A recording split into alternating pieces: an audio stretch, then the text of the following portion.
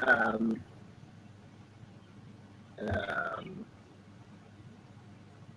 that doesn't really matter rules-wise.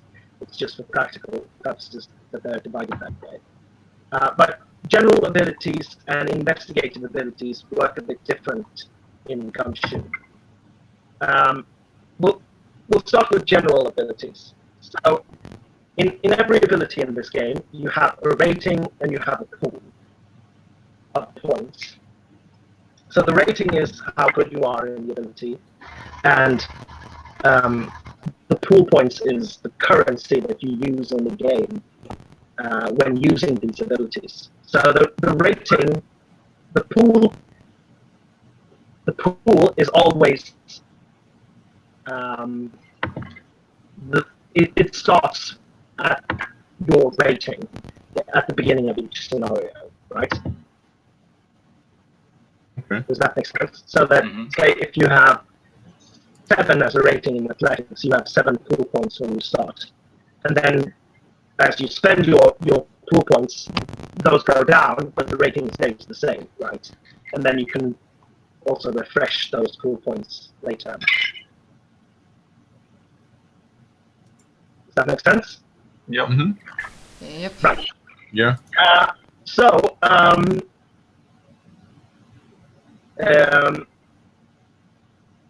with general abilities, those you roll in order to succeed, right? And when you roll a d6, a regular d6, and you have to reach or go above the difficulty that I've set for the action that you're going to take. And the difficulty is usually somewhere between 2 and 8. Okay?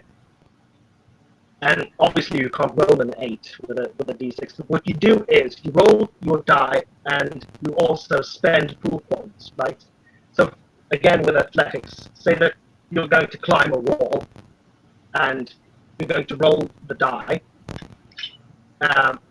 Before you roll, you decide if you want to spend any points, any pool points on that action, right? So say that you decide that you're going to spend 2 pool points, and then you roll. Let's see here.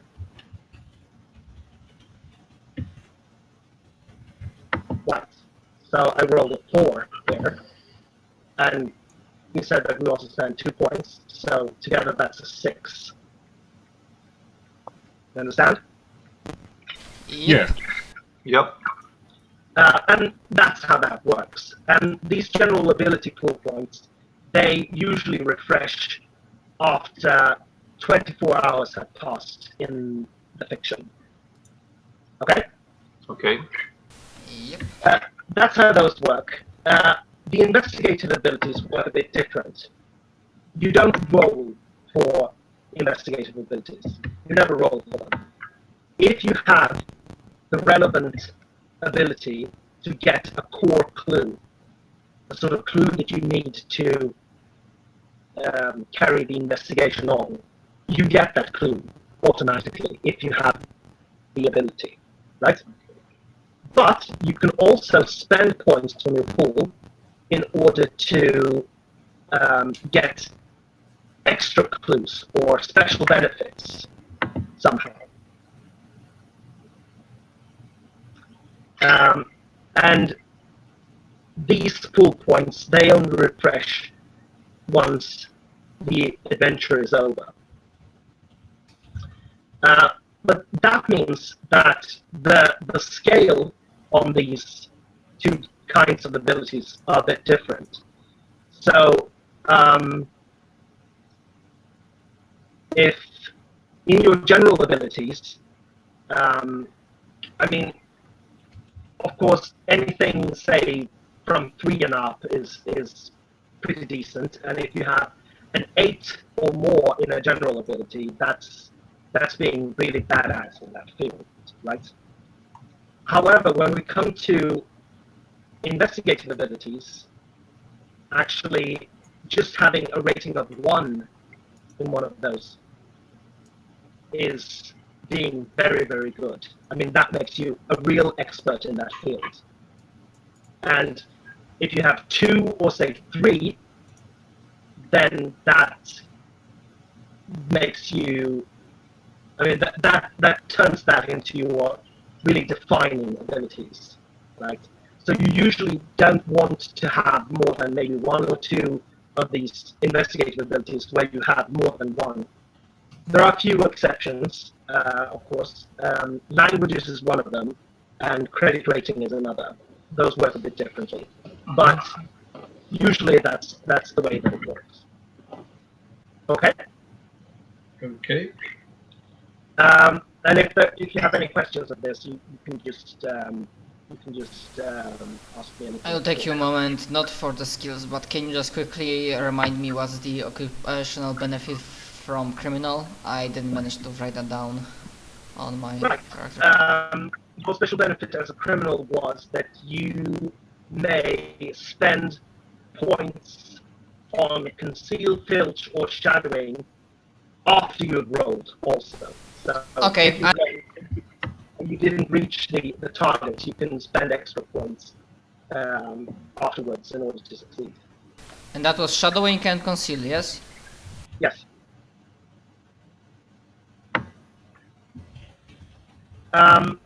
Right, so on your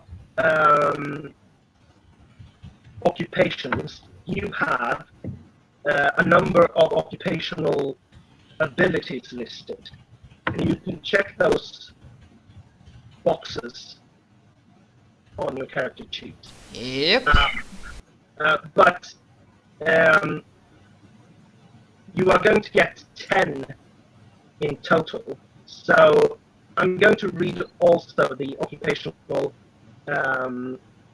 abilities from your other occupation. So if you want to switch one around, or if you haven't reached 10 in total, you can add those.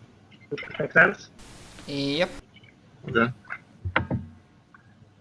Also, we're gonna mix and match, kind of like from like the 2 occupations, and we got 10 total. Yes. Okay. So let's start with catalog agent then. Those occupational abilities are assess honesty, bargain, conceal, disguise, flattery, library use, and any one investigative ability as a personal specialty.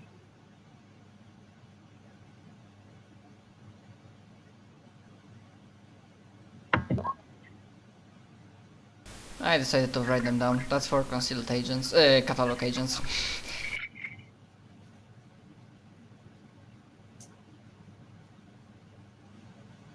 And for Forger, we have art,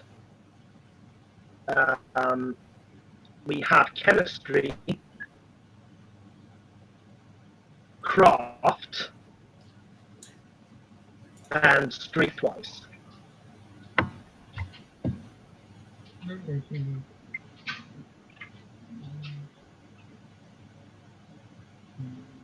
Okay. And before we go any further, I'm going to have you note the following as well. Sanity, you see on the left there, you all start with 4 points in sanity. You said 4? Yes. Should we put that on the left or right, or both? I think do the rating to the left and the pool to the right. Stability, you start with 1.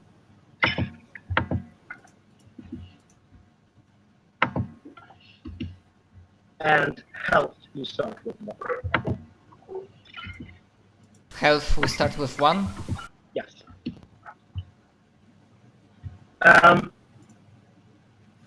And let's see here. As for credit rating, I'm going to have a quick look around here. Um,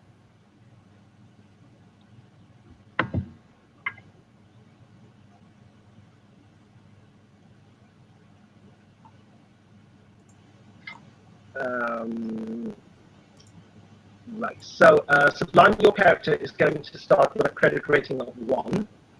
Oh, okay. Michael, your character is going to start with a credit rating of 3. Okay. So do we just put 1 in both boxes, like 1 and then the 1/1, essentially? Yes. Although you can wait with the right side until you're finished with everything. Okay. And let's see here.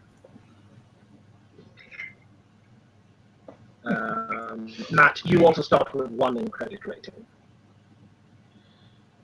All right. Okay.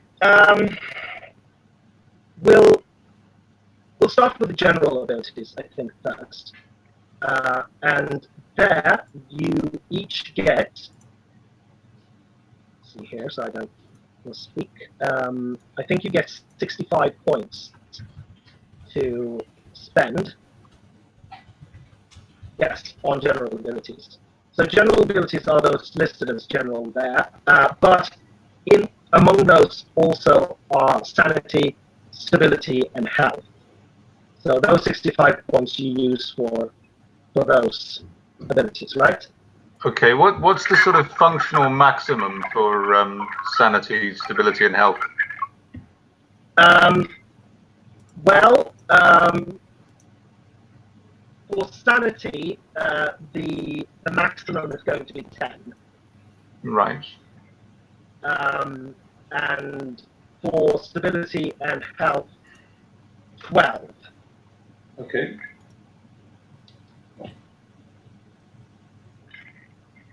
Okay, I will get to that. For now, I am still choosing my occupational skills to Yes, tick do that them. first. And did you say we have a total of was it 8 investigative skills or 10 investigative skills? No, you have 10 occupational.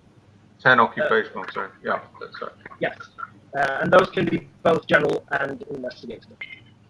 Okay. But your well, we'll get to that. But let me know when you've finished all your occupational. Remind me, locksmith is a skill used to like break in. Like if the door has a lock, I can use locksmith to break it. Yeah. Okay, so I think that will be useful.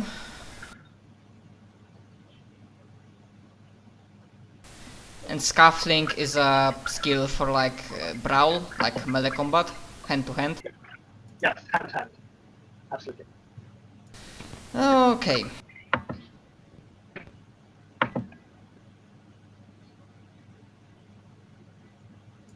So are the rest of you finished there?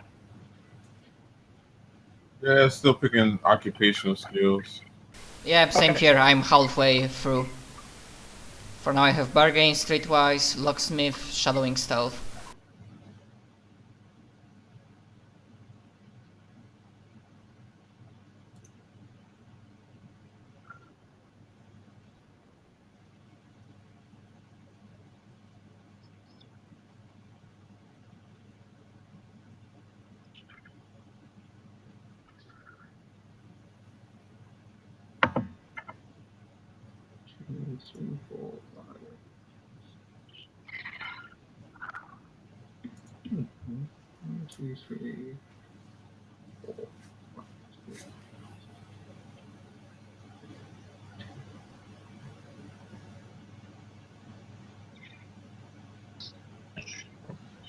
Is filtering pretty much like sleight of hand, more or less?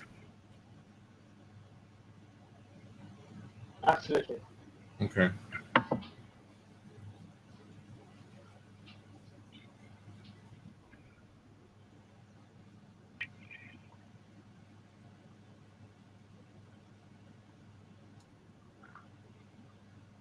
I am last occupational thing, and I will be done with that part. Although, what should I take?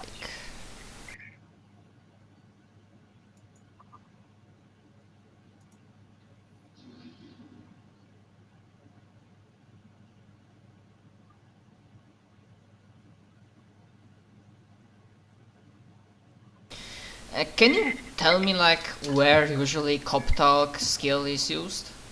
Because I don't exactly understand its like for what it's used. Cop talk is used when interacting with policemen. Really, you know their jargon. You know how to talk to them, how to make them trust you, or maybe even convince them, perhaps, that you are a fellow law enforcement agent.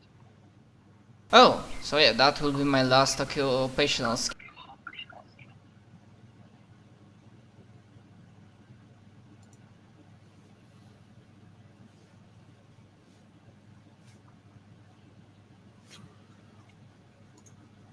So yeah, I am done with that.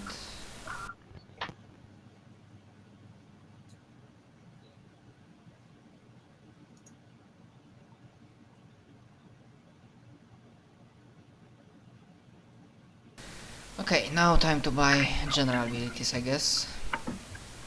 And it's like Yeah. 1 point, like 1-for-1, yeah. Yes, 65 points on general abilities. However, both for general and interpersonal later, an occupational ability you buy at half price. Okay, so like if I put 1, then I get 2, like 2-for-1. Yes. Okay. So for now, general, we for now should ignore academic, interpersonal, and technical.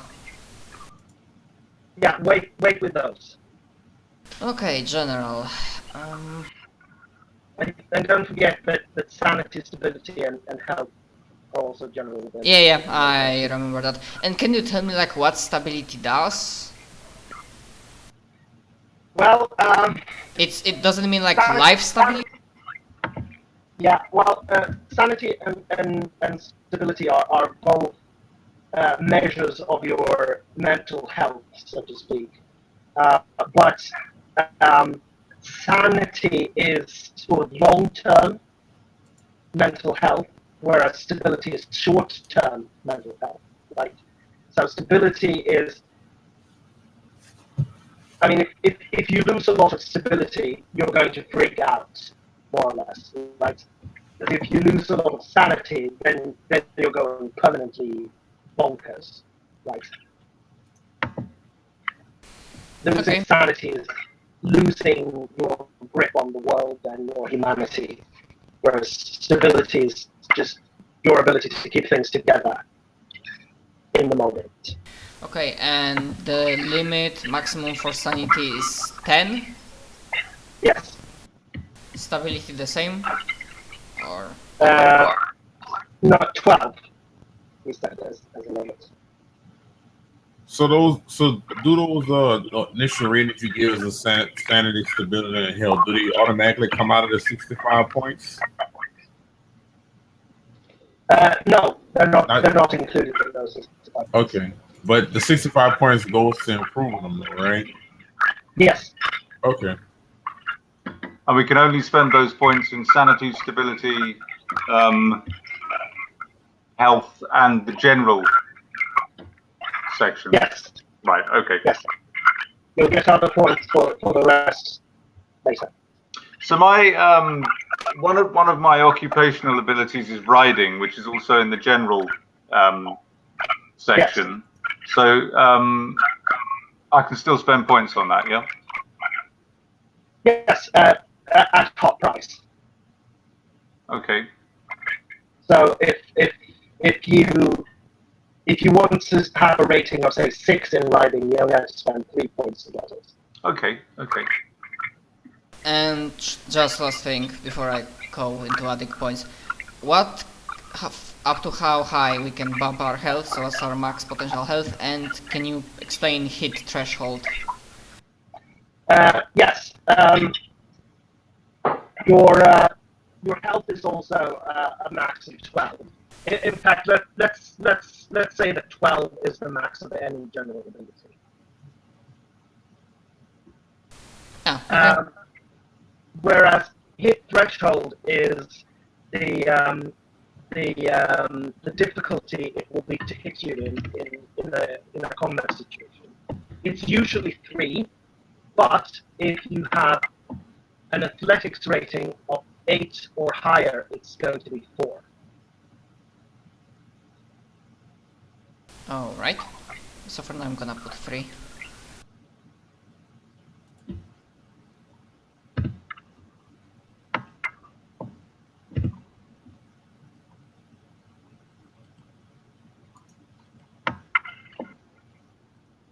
So you said again, like general abilities are like half price. You said. Your occupational abilities. Okay. Those that you think the boxes are outside.